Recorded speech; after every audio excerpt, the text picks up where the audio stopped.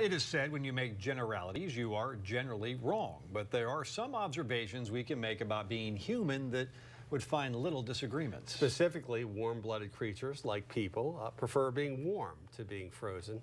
And Charlie considers the psychological impact of weather in tonight's travels. The stark cold nature of winter can make you feel like you're completely alone. But no living thing is ever completely on its own. And days like these come along to remind us that the sun has not forgotten.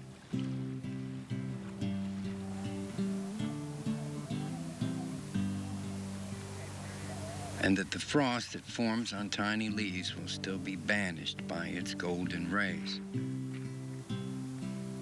For whatever throughout the night the cold has won, nothing can resist the sun. All living things strive for life. The beasts out grazing in the fields, the snow geese from some distant land,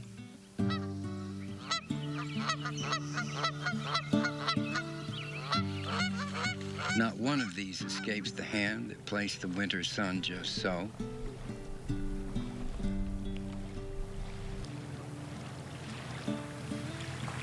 So keep looking at the bright side, kid, and remember, we're all pulling for you.